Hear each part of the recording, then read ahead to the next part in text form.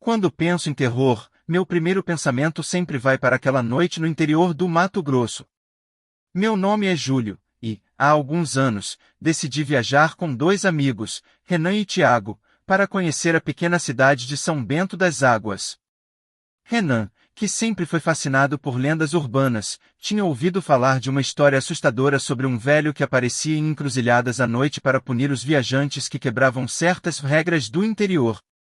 Tiago, por outro lado, era o cético do grupo. Sempre ria de qualquer menção a algo sobrenatural, o tipo de pessoa que fazia piadas no meio de filmes de terror. Eu ficava no meio termo. Não era exatamente um crente, mas também não era alguém que gostava de brincar com o desconhecido. A viagem começou como qualquer outra, música alta, risadas e discussões sobre qual posto de gasolina tinha os melhores salgadinhos.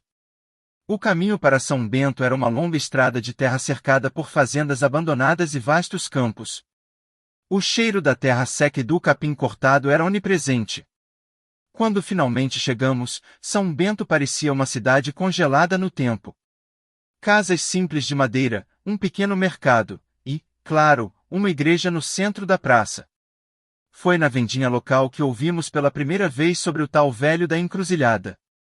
Se vão passar pela estrada do Serrote à noite, tomem cuidado, disse o dono do mercado, um homem idoso chamado seu Álvaro. Não queiram cruzar com o velho. Ele não gosta de quem não respeita as regras. Claro que Tiago riu. E o que acontece? Ele vai dar uma multa de trânsito sobrenatural? Seu Álvaro não achou graça. Ele apenas olhou para nós e murmurou: vocês vão ver. Saímos do mercado com Renan insistindo que precisávamos ver a tal encruzilhada. Eu estava cético, mas a curiosidade falou mais alto. O sol já estava se pondo quando pegamos o carro e seguimos pela estrada empoeirada que levava ao local. Conforme a noite caía, o ambiente ficou mais estranho. O vento soprava de forma irregular, e o barulho dos grilos parecia abafado. Chegamos à encruzilhada por volta das 22 horas. Era um lugar simples, duas estradas de terra que se cruzavam, com uma velha placa de madeira indicando direções para fazendas que pareciam abandonadas.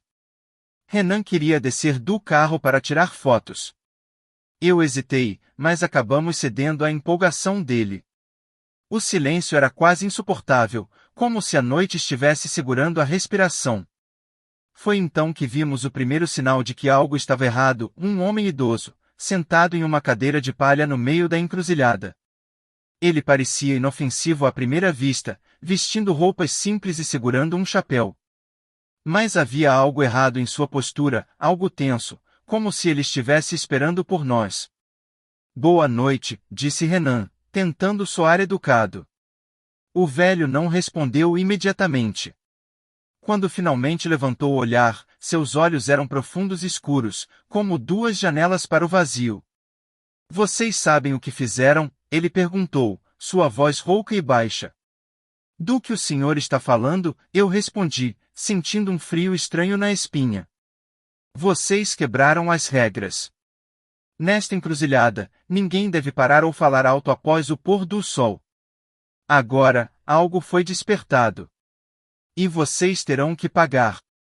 Antes que pudéssemos reagir, ele desapareceu. Não houve movimento, som ou explicação. Ele simplesmente deixou de existir. Tiago começou a rir nervosamente, mas Renan e eu sabíamos que havia algo profundamente errado. Entramos no carro e voltamos para a cidade, mas a sensação de que estávamos sendo seguidos era quase palpável. De volta à cidade, o silêncio parecia mais pesado do que o normal. As ruas estavam vazias, exceto por um ou outro gato perambulando, e o vento uivava através das árvores, como se soprasse algum segredo que nós não conseguíamos entender. Tiago, é claro, continuava debochando. Vocês viram aquilo? O velho deve ser algum artista de rua maluco. Ele desapareceu porque deve ter se escondido atrás de alguma árvore. Renan estava quieto, o que era incomum. Ele sempre tinha algo a dizer, principalmente quando se tratava de assuntos sobrenaturais. Mas naquela noite, sua expressão estava pálida e tensa. Eu também me sentia desconfortável. A imagem do velho na encruzilhada, seus olhos vazios e palavras enigmáticas, não saía da minha cabeça. Vamos dormir, sugeri, tentando trazer alguma racionalidade para o momento. Foi só um susto. Amanhã de manhã, tudo vai fazer sentido. Ficamos hospedados em uma pousada simples, com quartos modestos e um cheiro de madeira envelhecida. Cada um foi para seu quarto, mas o sono não veio fácil. Cada vez que eu fechava os olhos, a imagem do velho me assombrava. As palavras dele ecoavam na minha mente: vocês terão que pagar. Por volta de 2 da manhã, fui despertado por um som estranho.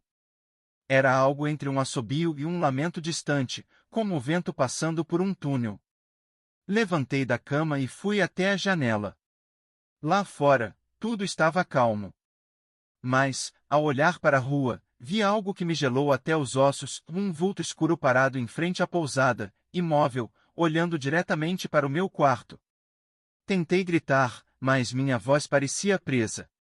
De repente, o vulto deu um passo para frente e sumiu como uma sombra se dissipando na luz. Corri para acordar Renan e Tiago.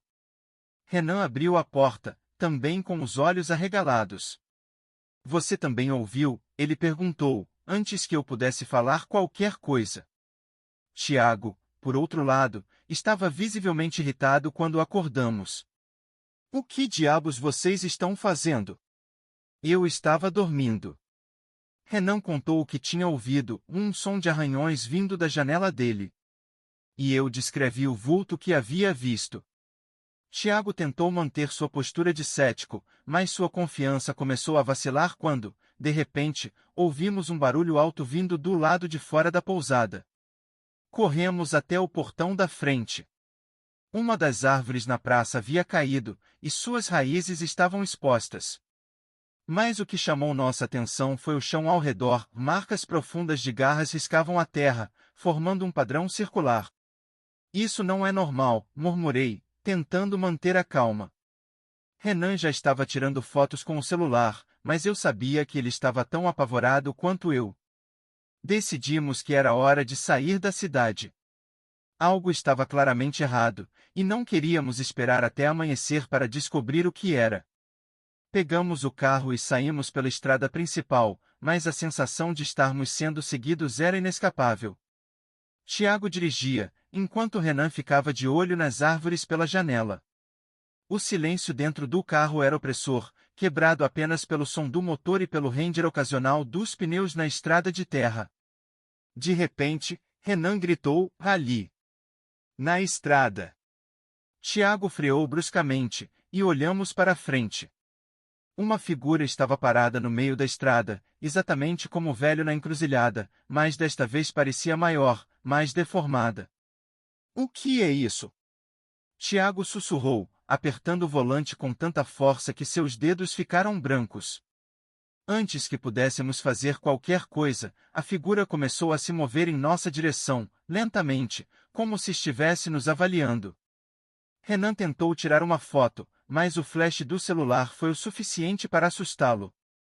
A criatura, porque, naquele momento, já não parecia humana, soltou um grito agudo que ecoou pela noite.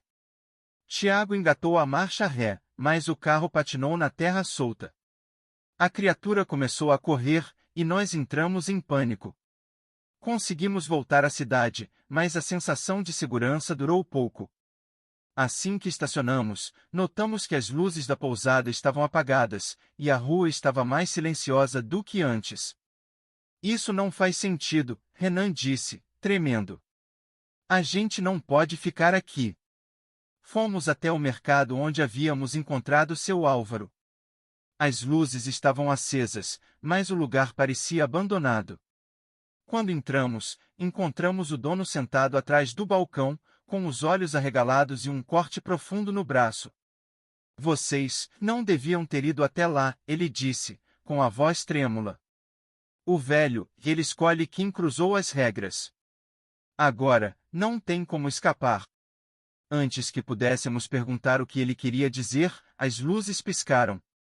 O som de passos pesados ecoou do lado de fora, e o velho apareceu na porta, mas dessa vez seu rosto era uma máscara de pura raiva.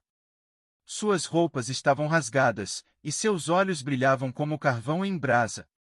Corram! Gritou seu Álvaro. O grito de seu Álvaro ecoou pelo mercado, mas estávamos paralisados. A figura no limiar da porta, o velho que antes parecia apenas um homem estranho, agora era um ser deformado, algo que parecia maior do que o próprio espaço que ocupava. Sua silhueta era irregular, como se estivesse constantemente se transformando, e seus olhos, brilhando com uma luz alaranjada, pareciam atravessar nossa pele, atingindo algo mais profundo. Corram! Álvaro repetiu, agora se levantando com dificuldade e puxando uma faca enorme debaixo do balcão. Ele nos empurrou em direção à saída lateral, mas algo no meu interior me dizia que não podíamos simplesmente correr. Não dessa vez. Tiago puxou Renan e começou a correr, mas eu fiquei parado, encarando Álvaro e o velho. Vocês sabiam disso, eu disse, minha voz tremendo. Você sabia que ele estava lá. Álvaro não negou. Ele me olhou com um misto de pena e determinação. É o preço para manter a cidade de pé. Alguém sempre paga, mas vocês se meteram onde não deviam. Antes que pudesse processar as palavras, o velho deu um passo para dentro do mercado. Suas mãos eram longas, dedos como garras, e suas pernas se dobravam de forma antinatural. Álvaro avançou contra ele com a faca, mas não chegou nem perto. Com um movimento quase preguiçoso, o velho o jogou para o lado como se ele fosse um brinquedo. Saia daqui! Álvaro gritou para mim, enquanto o sangue escorria de sua boca. Corri! As prateleiras do mercado pareciam se estender infinitamente, e as sombras ao meu redor se moviam como se tivessem vida própria. Tiago e Renan estavam do lado de fora, esperando por mim. O que você estava fazendo lá dentro? Tiago gritou, mas eu não tinha palavras. Correndo sem destino certo, acabamos novamente na encruzilhada. Não sabíamos se era o destino ou se o lugar nos puxava de volta, mas estávamos lá. A velha placa estava torta, e a madeira parecia mais apodrecida do que antes. No chão, marcas de algo que parecia arranhões profundos se espalhavam em círculos. Isso é um pesadelo, Renan sussurrou, e, pela primeira vez, não havia sarcasmo ou bravata em sua voz. Apenas medo puro. De repente, o silêncio foi quebrado por um som que parecia um trovão distante, mas que vinha debaixo da terra. O chão tremeu, e vimos as árvores ao redor da encruzilhada se dobrando como se algo invisível passasse por elas. Foi quando ele apareceu novamente. O velho, ou o que quer que ele fosse, surgiu da névoa que agora cobria a estrada. Mas ele não estava sozinho. Atrás dele, formas distorcidas começaram a emergir, figuras humanoides, mais torcidas, como se fossem pessoas que haviam sido esticadas ou comprimidas até perderem toda a humanidade. Não temos saída, Tiago disse, segurando um pedaço de pau que havia pegado no caminho. Renan, por outro lado, começou a rir. Um riso histérico e desesperado. É isso? É assim que a gente morre? Num lugar que nem deveria existir. Mas eu não podia aceitar isso. Olhei ao redor, procurando qualquer coisa que pudesse nos ajudar. Foi então que vi, no meio da encruzilhada, havia algo brilhando sob a terra, como um pedaço de metal enterrado. Ali, eu gritei, correndo em direção ao ponto luminoso. Tiago e Renan hesitaram, mas me seguiram. Escavamos com as mãos, ignorando o fato de que os seres sombrios estavam se aproximando. Finalmente, puxamos algo que parecia uma cruz de ferro, mas estava quebrada, como se tivesse sido arrancada do chão com força bruta.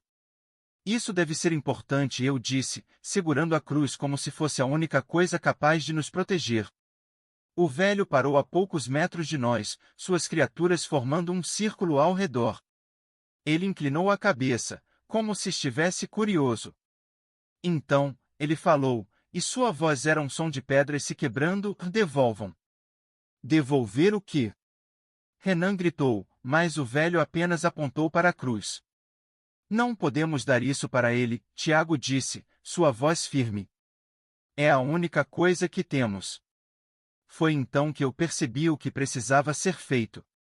A cruz não era para nós. Ela era um símbolo, algo que havia sido quebrado e precisava ser restaurado. Talvez fosse isso que o velho queria, não a cruz em si, mas o ciclo completo. Eu disse, segurando a cruz e dando um passo à frente. Você está louco? Renan tentou me segurar, mas eu o empurrei. O velho estendeu a mão, mas, em vez de entregá-la, cravei a cruz no chão, no mesmo ponto de onde havíamos tirado. O chão tremeu novamente, e um grito agudo, tão alto que parecia perfurar nossos cérebros, ecoou pelo ar. As criaturas começaram a se dissolver, como sombras que desaparecem na luz. O velho gritou de raiva, sua forma se contorcendo, mas ele também começou a desaparecer. Quando tudo acabou, estávamos de joelhos, exaustos e aterrorizados, mas vivos. Conseguimos sair da encruzilhada, mas algo dentro de mim dizia que aquilo não havia acabado. Tiago e Renan pareciam pensar o mesmo. Enquanto dirigíamos de volta para casa, ninguém falou uma palavra. Quando finalmente chegamos à cidade, notei algo estranho. As ruas estavam desertas, as luzes apagadas. Será que a gente realmente saiu de lá? Renan perguntou, sua voz trêmula. Eu não sabia.